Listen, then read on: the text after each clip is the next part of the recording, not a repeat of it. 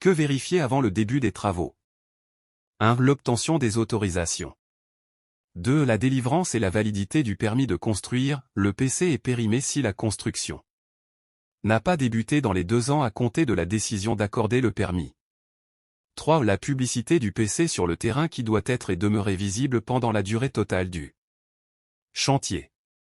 Ces vérifications sont importantes pour éviter une interruption des travaux et ses conséquences préjudiciables, une démolition de la construction.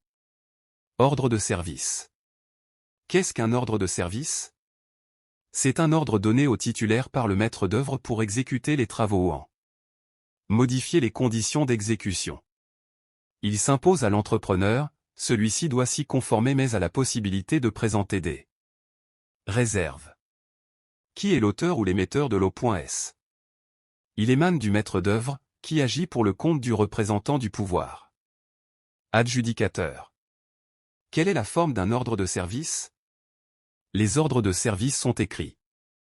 Ils sont signés par le maître d'œuvre, datés et numérotés. Le titulaire en accuse réception datée. Quels sont les effets d'un ordre de service? En règle générale, le titulaire doit exécuter les instructions qu'il reçoit sous forme d'ordre de service. Ne pas le faire peut l'exposer aux mesures coercitives de l'article 48 du CCAG. S'il conteste l'ordre de service, le titulaire ne peut que formuler des réserves avant d'exécuter, art. 3.8.2 du CCAG. Cependant, le titulaire peut refuser d'exécuter des travaux, s'ils correspondent à des changements dans les besoins ou les conditions d'utilisation des ouvrages et dépasse 10% du montant contractuel des travaux, article 15.2.2, si l'ordre de service de démarrage des travaux est reçu au-delà du délai de 6 mois à compter de la date de notification du marché, art. 46.2.1, si l'ordre de service porte atteinte à la sécurité des salariés. Comment calculer les délais de contestation d'un ordre de service? Le CCAG souligne que le décompte du délai de 15 jours de présentation des réserves est effectué selon l'article 3.2, qui précise: le délai commence à courir à 0 heure le lendemain du jour où il a été porté à la connaissance du titulaire ou du jour de sa notification en cas d'absence. La date portée sur l'ordre de service par le maître d'œuvre n'entre pas en ligne de compte. Le délai expire à la fin du 15e jour calendaire à compter de la date à laquelle le maître d'œuvre en accuse réception. Si ce jour est un samedi, un dimanche ou un jour férié ou chômé, le délai est prolongé jusqu'à la fin du premier jour ouvrable qui suit, à minuit. Les délais postaux sont compris dans les 15 jours du délai maximum fixé, et les éventuels retards d'acheminement du courrier par les services des postes peuvent entraîner la forclusion. Comment contester un ordre de service? Lorsque le titulaire estime qu'un ordre de service dépasse les obligations de son marché, la procédure se déroulera en 2 temps.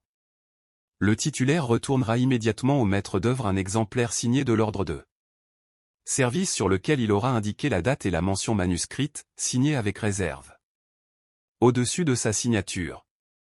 Dans un délai de 15 jours, il explicitera ses réserves au maître d'œuvre par lettre recommandée avec accusé de réception ou contre-récépissé. Il convient de noter que le titulaire est réputé avoir accepté toutes les conséquences de l'ordre de service qu'il n'aurait pas évoquées dans ses réserves, à l'exception des conséquences qui auraient été imprévisibles.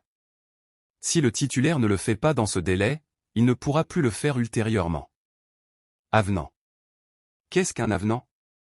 Un avenant est un acte signé sans réserve par les parties constatant leur accord de volonté. Il a pour objet de modifier une ou plusieurs des dispositions du marché. Dans quel cas un avenant peut-il être passé? Dans les marchés publics, la passation d'un avenant ne saurait bouleverser l'économie du marché ou en changer fondamentalement l'objet sauf cas de rencontre de sujétions techniques imprévues ne résultant pas des parties. Il ne saurait également régulariser une situation antérieure. Tout projet d'avenant à un marché de travaux, de fournitures ou de services qui entraîne une augmentation du montant global du marché, supérieur à 5% doit être soumis avant signature pour avis à la commission d'appel d'offres, respect des règles de la concurrence.